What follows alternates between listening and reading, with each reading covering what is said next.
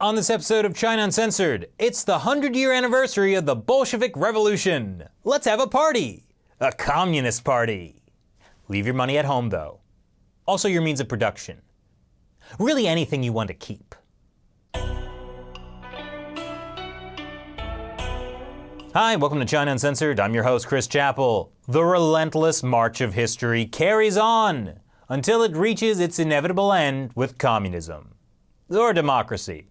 I'm pretty sure it's one of those. Or robot domination. Okay, definitely one of those three. So, communism, as we all know, has been a smashing success. Well, maybe not in any of these places, but at least in these places. Visit beautiful North Korea. You'll never leave. Seriously, you might not be allowed to leave. So, communism, a smashing success. At least if you're talking about smashing stuff. Anyway, 2017 marks the 100-year anniversary of the Bolshevik Revolution, the first communist uprising that didn't immediately fail. In fact, it led to the creation of the Soviet Union, which took a full 70 years to fail. Nonetheless, there are still some who wonder whether communism can rise like a phoenix from the ash heap of history. In looking back at communist history, this opinion article conveniently omits the death and destruction that happened under communism, while wondering whether it can have a rebirth. You know, not like the old gulag kind of communism, but a new, cool communism. I think that article came out the same week the New York Times style section featured the return of the mullet. So in honor of the momentous 100-year anniversary of Russia's Bolshevik Revolution, let's take a look back at some of the things the New York Times opinion section so quickly glossed over, with a brief history of the Communist Party. Marx and the origins of communism. The ideas of communism can be traced back a long time, but communism as we know it today began in 1848 with the Communist Manifesto written by Karl Marx and Friedrich Engels. The original hipsters, just look at those beards. Karl Marx saw history from the perspective of a 19th century European man. Namely, he didn't like Mexicans, or black people, or Jews. Least woke hipster ever. Anyway, in the Communist Manifesto, Marx and Engels, laid out their ideas for a heaven on earth where communism abolishes eternal truths. It abolishes all religion and all morality. Abolishing morality? Great! Now we can all club baby seals again. I mean, for the first time. No. The Paris Commune.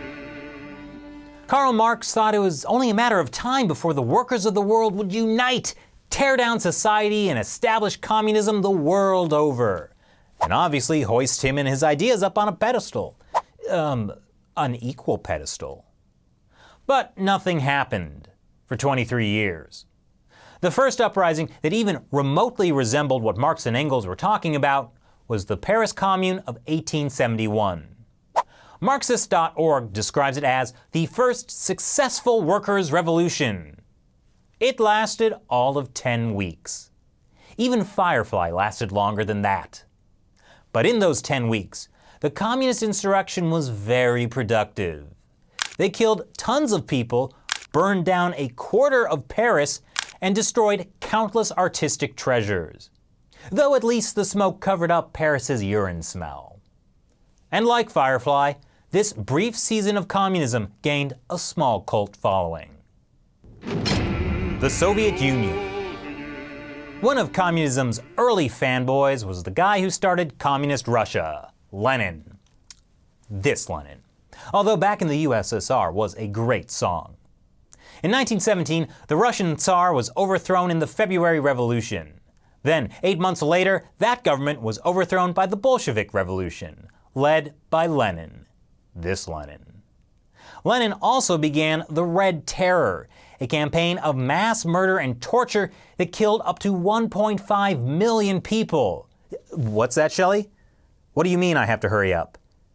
Yes, I know this is a brief history. Okay, so Lenin killed a bunch of people and stole their stuff. Then he died.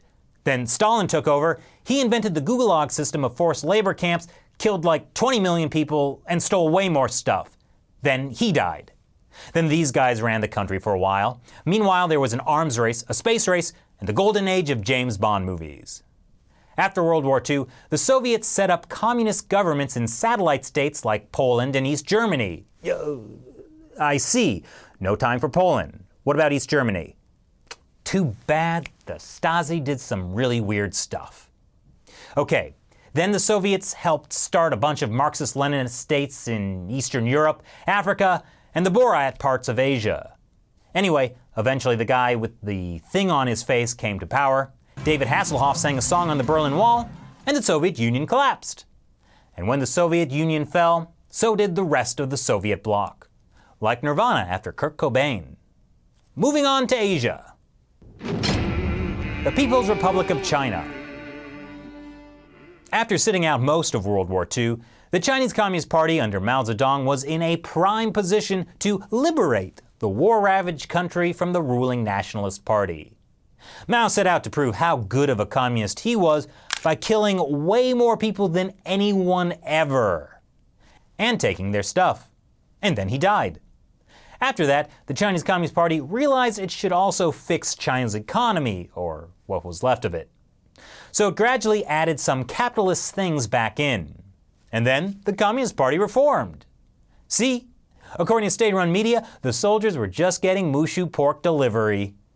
So the Communist Party ditched communism. Well, just the economic parts. They kept the heart of communism. Mass surveillance, labor camps, brainwashing, corruption, and of course, lots and lots of killing. Even today in China, you can be tortured to death for doing this, or this, or this. But hey, why worry about that when your business can make money there? Just don't pray for profits. Speaking of no profits, the Democratic People's Republic of Korea. Following World War II, the Americans and the Soviets split Korea along an arbitrary straight line. But the North and South had some disagreements. They eventually resolved them by turning the straight border into a squiggly border. 5 million deaths later. North Korea is officially run by the Workers' Party, but it's actually run by a bizarre cult that surrounds the Kim family, like Kim Jong-il. According to his official biography, he wrote 6 full operas that are better than any in the history of music. Unfortunately, not available on iTunes. North Korea is also the second happiest country on earth, right behind China. That's according to North Korea, which calls itself the Democratic People's Republic of Korea, a country where men can choose between 10 officially approved hairstyles. Ah, the world of choice. Khmer Rouge. Next in our brief history, the Khmer Rouge, not a film by Baz Luhrmann. The Khmer Rouge was the communist regime that carried out the Cambodian genocide in the 1970s. It did not have any good songs. Pol Pot, this Pol Pot, is the guy who ran the Khmer Rouge, and he was a huge fanboy of Mao Zedong. Oh my gosh, I just want to say, I loved your Great Leap Forward. It was killer. And Pol Pot followed Mao's example. In just 4 years, his regime killed 2 million people. That's a quarter of Cambodia's population. He especially targeted people who wore glasses, spoke a foreign language, or smiled too much. Wow, he sounds like a psychopathic high school bully. Did he steal their lunch money too? Yeah, probably. Luckily for the remaining 3/4 of Cambodia, the Khmer Rouge government was toppled after just 4 years, when Cambodia was invaded by the next country on our list. Communist Vietnam, optimistically called the Democratic Republic of Vietnam. It was formed by the communist revolutionary Ho Chi Minh in 1945. After nearly a decade of war, he and his army finally defeated the French, stole their baguettes, and made some amazing sandwiches. Ho Chi Minh doesn't get nearly enough credit for his accomplishments. In particular, He's responsible for the deaths of about 2 million Vietnamese. Meanwhile, the US decided that it had so much fun in the Korean War, it wanted to do a spin-off in Vietnam. But in a surprise twist, the Communist North eventually conquered the South. It was a horrible tragedy, but it did provide an iconic scene for Miss Saigon.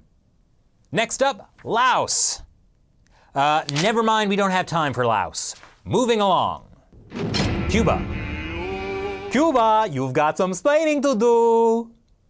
In 1959, the US government initially supported the coup by Fidel Castro and the guy from the t-shirt.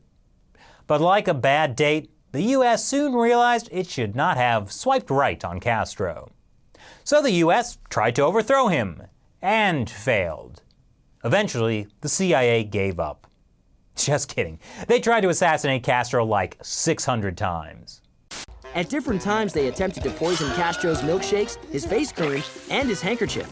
They even hatched a plan to make his beard fall out so people wouldn't take him seriously. Really? The beard? That's low, even for the CIA. Oh, and there was that time when the Soviets tried to install nuclear missiles in Cuba, and the world almost ended. It didn't, but the premise made an iconic scene for Planet of the Apes. Over the last 60+ years, Cuba has not been particularly kind to its own citizens. But somehow, this t-shirt of a mass-murdering communist is still super popular. Buy it now on Amazon.com. Ironically, it's not free. Speaking of Che Guevara in Latin America, forget it. And now, today. At this point, communist governments have mostly gone the way of the dinosaurs. But, like dinosaurs, there are people today who find them immensely fascinating. All over the world, there are registered communist parties.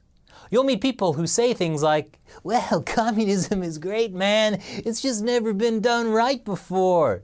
If we could just do it without killing 100 million people, it'd be totally awesome. Which is why, to celebrate the aforementioned 100th anniversary of the Bolshevik Revolution, China Uncensored will be making a special series of videos taking a look back at all the awesome memories we have of communism. So, will communism rise like a phoenix from the ash heap of history? And if it does, how will the world respond? I have one idea.